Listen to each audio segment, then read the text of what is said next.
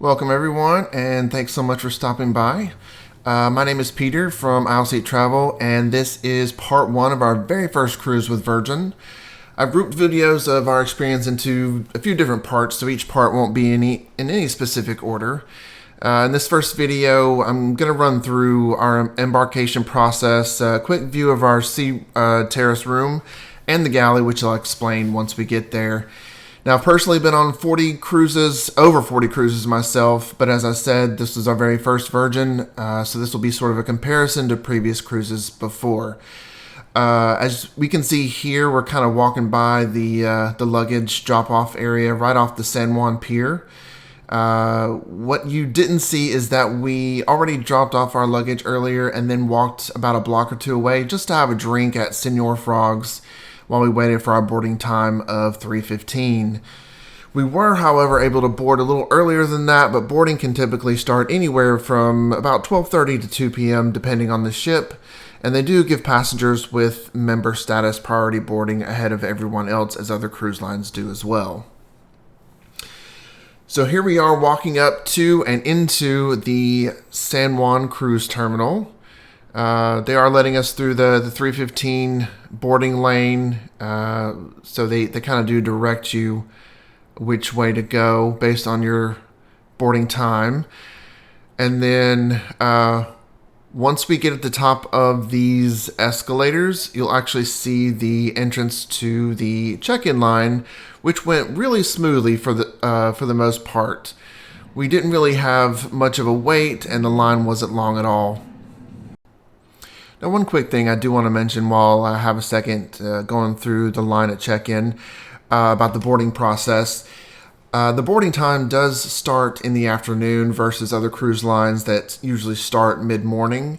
And that's so that Virgin has the time to have all the rooms ready for everybody before they get on the ship and to have the luggage at the rooms. That's why everybody has to drop their luggage off at the little stop outside of the pier.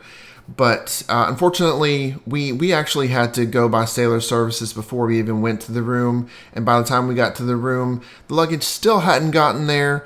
But it was only minutes after we got into the room that the luggage did arrive. So that was still pretty good timing. And the room was ready when we got there.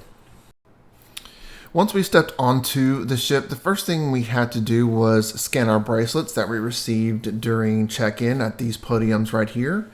You have to do this when you get on and off the ship at each port as well, but it'll be a different area of the ship that you do this at. And be sure to keep the bracelets somewhat tight on your wrist, otherwise they can fall off fairly easily. So after we headed to Sailor Services to book our grog walk, which I'll explain later in a different video, we then headed to our Sea Terrace room, which was 8094A on deck 8. This was in the aft area of the ship. As you can see, the room is pretty modern and simplistic. The downside to that is the lack of storage in the room and the bathroom compared to other cruise lines and cruise ships. Another thing I want to really point out is that the balcony door must be locked at all times in order for the air conditioning to run, not just closed. I actually enjoy spending a lot of time on our balcony, just sitting outside, enjoying the view. But because of this, even with the door completely closed, I kind of almost had this feeling of obligation or urgency not to stay out on the balcony too long so that the room wouldn't heat up. Because from the outside, you can't lock the balcony, it just shuts, which still keeps the air conditioning shut off, unfortunately. And one more side tip about the room, we didn't actually get to pick our room on this sailing because this is sort of a business trip for us. But next time, if we choose deck 8, it'll be midship or a higher floor. As you can see from our balcony, the view was slightly obstructed by one of the lifeboats. It wasn't really a huge deal for us because we still got to see the ocean, but I can see where other people would have a problem with the obstruction. Now, just to reiterate on the storage again, there really isn't a whole lot. This is the closet again here on the left. We had to put one of our large suitcases over on the right-hand side in the open space, and the other one right outside of it in front of the mirror because they wouldn't fit under the bed like they do usually on other ships.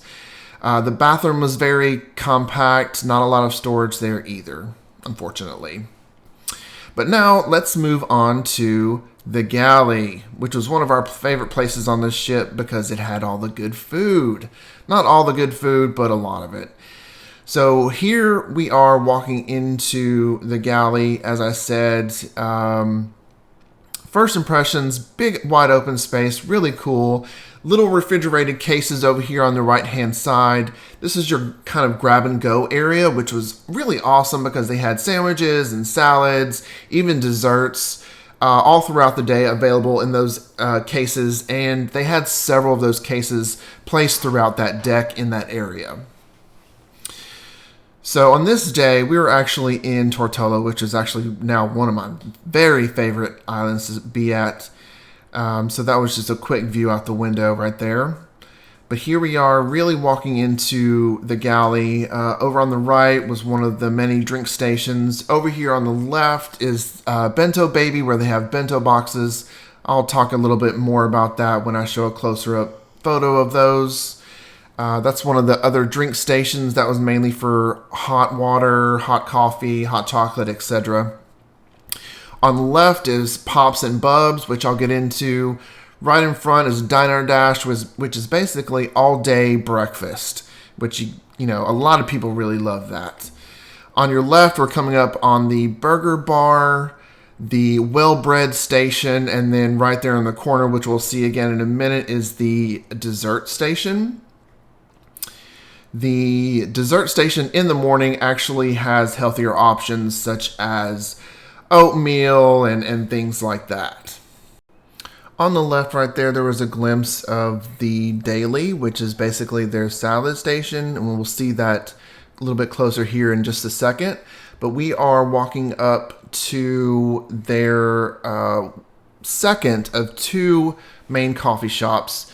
They have Grounds Club and Grounds Club 2. Grounds Club 2 is what you just saw there.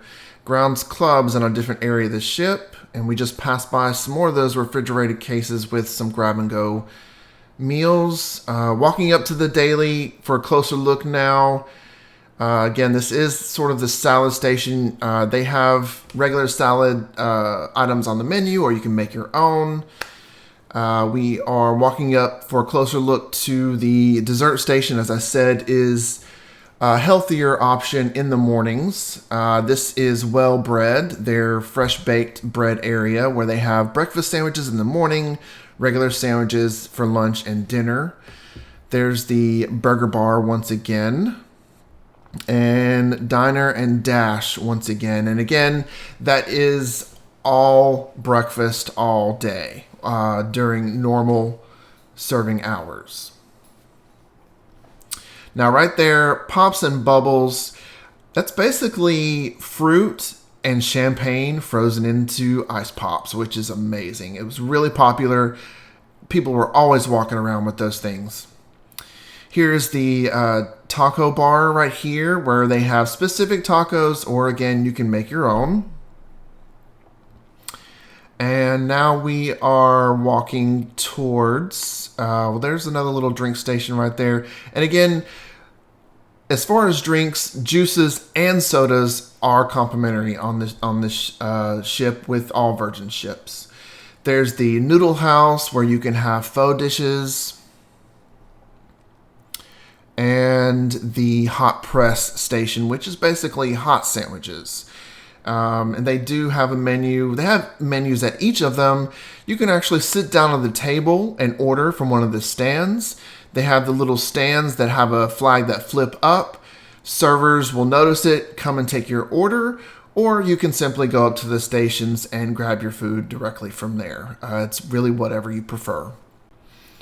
Last but not least, here's that closer look at Bento Baby, as I promised, where they serve all sorts of sushi. People really seem to love this option. And that concludes part 1 of our Valiant Lady tour. If you liked this video or thought it was helpful, don't forget to click the like button and feel free to leave us a comment below. Please be sure to subscribe to our channel and come back for part 2. Thanks so much.